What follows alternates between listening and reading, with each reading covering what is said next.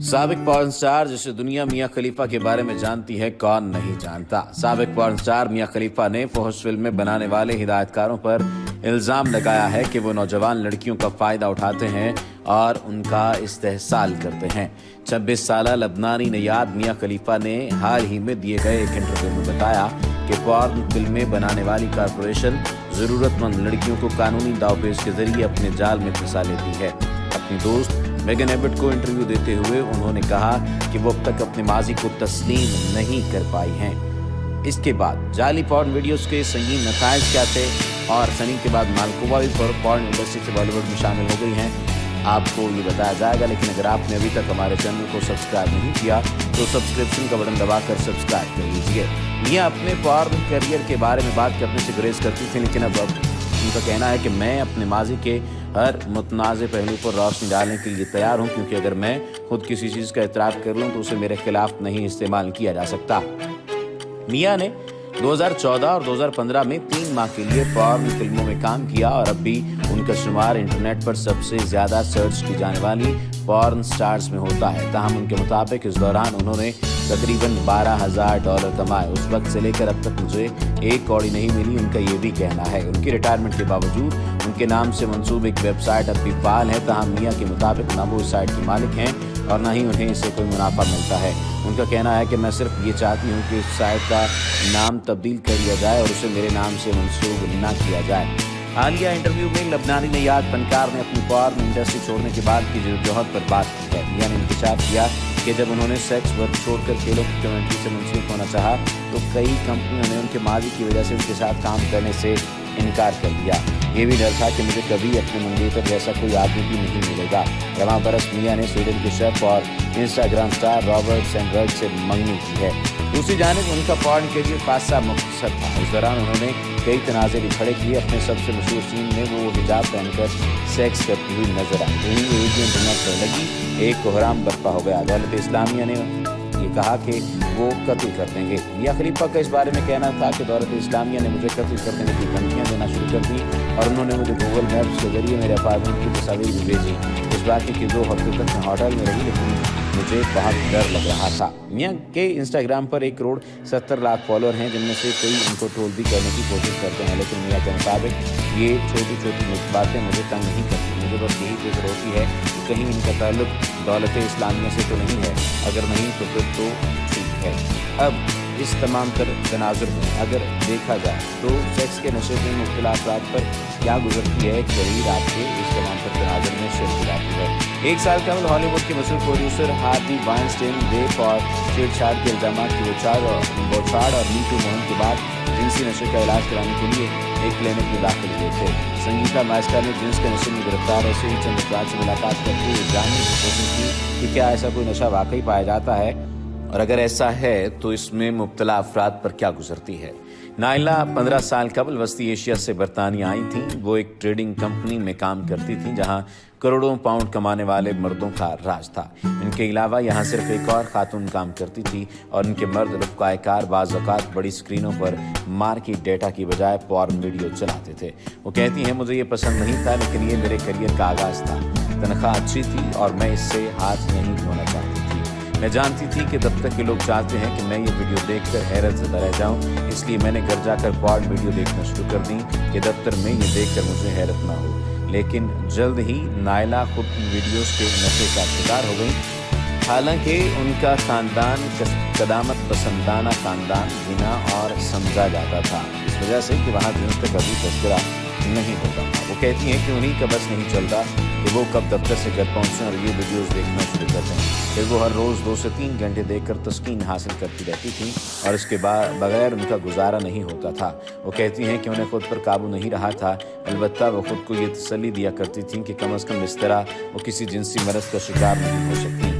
तहम इनकी तलब बढ़ती गई और वो ज़्यादा से ज़्यादा शदीद जिनसी वीडियोस हत्ता के तशद्दुद वाली वीडियोस देखने लगी। उन्होंने कई मर्दों से ताल्लुकात कायम किए, लेकिन हर ताल्लुक नाकाम रहा, क्योंकि वो उन मर्दों में ऐसी खुसूसियात जोड़ने की बेसूद कोशिश करती रहती थी जो वीडियोस में देखती थी, लेकिन असल ज़िंदगी में उन्हें मायूसी का सामना करना पड़ता था।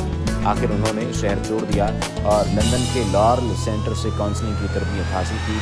अब उनकी उम्र 40 साल से ऊपर है और वो ऐसे लोगों की काउंसलिंग करती हैं जो समझते हैं कि वो जिन्स की लत में मुब्तला है। ये खासा महंगा क्लिनिक है और इसकी फीस सैकड़ों पाउंड फी घंटा तक पहुँच जाती है। बरतानवी महकमा से NHS जिन्स के नशे को कोई मखसूस बीमारी नहीं समझता, लेकिन एक अंदाजे के मुताबिक बरतानिया में सैकड़ों अफराद इस नशे का शिकार हैं, जिनकी अक्सरियत मर्दों पर मुश्तमिल है। तहम आलमी इदारे सेहत ने हाल ही में जबरी जिनसी रवैये को बीमारियों की फहरिस्त में शामिल किया है। पॉल नामी एक 1.5 उम्र मर्द ने मुझे बताया कि वो उस वक्त जिन्स के नशे का शिकार हो गए थे जब यूनिवर्सिटी में पढ़ते थे। वो कहते हैं कि उनकी गर्लफ्रेंड भी थी, लेकिन उनके लिए काफ़ी नहीं थी, और वो ये भी कहते हुए नजर आए कि मुझे किसी वजह से एक तवाफ के पास जाना पड़ता था। मैं जानता था कि मुझे ये नहीं करना चाहिए। चंद हफ्तों के अंदर अंदर उनका रवैया बदलता गया और हालात यहाँ तक पहुँच गए कि मेरी 6 गर्लफ्रेंड्स थी और साथ ही साथ में हर हफ्ते 2 से 3 से वेटर से मिलता था। ये ऐसे ही था जैसे मुझे भूख लगे और मैं पिज़्ज़ा का ऑर्डर दे दूँ। फिर उन्हें लंदन में एक अच्छी नौकरी मिल गई, जहाँ उन्हें महसूस हुआ कि उनका रवैया कुछ ज़्यादा गैर मामूली नहीं है। जहाँ वो जेट जहाज़ों में घूमते थे और रातें दोस्तों के क्लबों में गुजारते थे। तहाँ उनके दिल में फिर भी शक मौजूद रहा कि वो नॉर्मल नहीं है, क्योंकि अगर उनके दोस्त हफ्ते में 2 दिन क्लब जाते थे तो उन्हें बार बार जाना पड़ता था। रफ्ता रफ्ता नाइला की तरह पॉल भी मुख्तलिफ से मुख्तलिफ तजुर्बात करते गए और नौबत यहाँ तक पहुँची कि अब उन्होंने मर्दों से भी ताल्लुकात कायम करना शुरू कर दिए। हालांकि वो खुद को हम जिन्स परस्त नहीं समझते। साथ ही उन्हें पॉर्न का चस्का भी लग गया और वो घंटों पॉर्न देखने लगे। आखिर वो भी लॉरेल क्लिनिक पहुँचे और अब उनका ख्याल है कि उनकी हालत में गिरती आ गई है। उनका जो है वो एक कार्टून तक महदूद होकर रहें। ये एक तनहा कर देने वाली बीमारी है। आप एक मकाम पर पहुँच जाते हैं जहाँ आपको एहसास होता है कि आपके पास वक्त महदूद है। उन्होंने कहा कि मेरा किसी के साथ मोहब्बत भरा रिश्ता नहीं रहा और ये वो चीज़ है जिसकी कमी मुझे 30 वर्षों बाद महसूस हुई है। जून में आलमी इदारे सेहत ने बाज़ाब्ता तौर पर जिनसी नशे को तस्लीम कर लिया। इस उम्मीद से है कि इससे ये उम्मीद भी वाज़ेह होती है कि बरतानिया का महकमा सेहत भी इसे तस्लीम कर लेगा।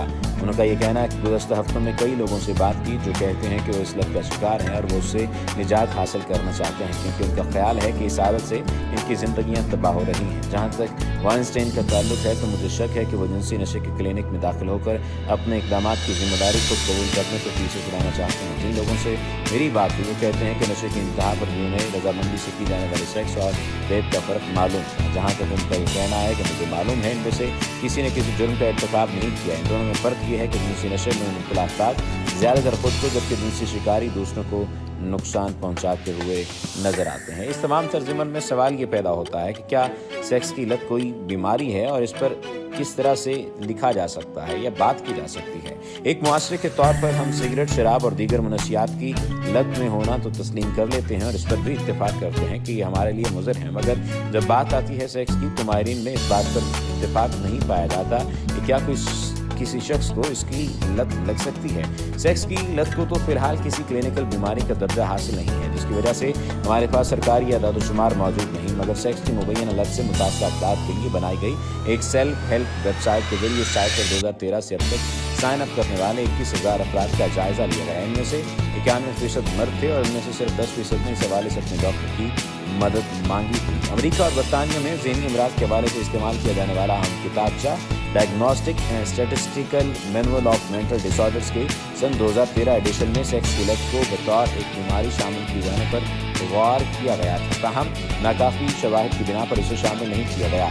आलमी इदारे सेहत की जानिब से तैयार की जाने वाले किताब से इंटरनेशनल क्लासिफिकेशन ऑफ डिजीज़ में मजबूर जिनसी रवैये को शामिल करने पर गौर किया जा रहा है। इससे पहले जुए की लत को मजबूर रवैये के ज़ुमरे में तस्वुर किया जाता था और सन 2013 में जुए की लत और खाने के हवाले से ज़हनी बीमारियों को और ज़हनी मसाइल को नए शवाहिद सामने आने के बाद रस्मी तौर पर बीमारियों की फहरिस्त में शामिल कर दिया गया था। कुछ माहिरीन का कहना है कि जिनसियत की लत भी इसी तरह एक बीमारी के तौर पर मानी जाएगी। सन 2014 में की जाने वाली एक तहकीक से पता चला कि सेक्स की लत से 2-4 अफराद के ज़हनों में पॉर्न फिल्म देखकर वही अमल होता है जो कि किसी नशा करने वाले को अपनी पसंदीदा मनशियात देकर होता है। यूनिवर्सिटी ऑफ कैम्ब्रिज की डॉक्टर वेल्बी बोन, जो कि इस तहकीक की सरबराह थी, कहती हैं कि वो पहली तहकीक है जिसने लोगों की मुश्किलात को ज़हनी अमल के तनाजुर में देखा है, मगर हम अभी यकीन से नहीं कह सकते कि ये एक लत है। इधर दूसरी जानिब एक और मामला लत की तारीफ है। क्या सेक्स एक लत हो सकती है?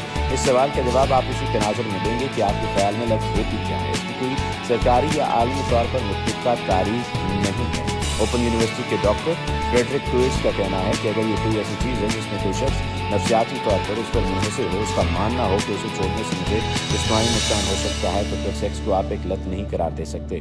वो कहते हैं कि इसके लिए वसी तर तारीफ ज़्यादा कारआमद हो सकती है। उनका कहना है कि किसी भी लत की निशानदही करने के लिए दो अहम नुकात हैं। एक ये कि इसको करके किसी किस्म का फ़ायदा या तस्कीन की तलाश की जा रही हो और इसके हवाले से कशीदगी हो। माहिरीन का कहना है कि तस्कीन की तलाश का अंसर किसी भी लत को OCD से अलग करती है, ताहम दोनों में मुमासलत है। जो लोग भी किसी लत से दोचार हैं, जो वक्ती फ़ायदा और तस्कीन हासिल करने की कोशिश कर रहे हैं, चाहे वो बाद में उनके लिए नुकसानदेही क्यों ना हो, मगर तस्कीन की तलाश को हमसर कर रहे हैं, तो फिर क्या चीज़ है जो एक लत को मुख्तलिफ बनाती है? ये सवाल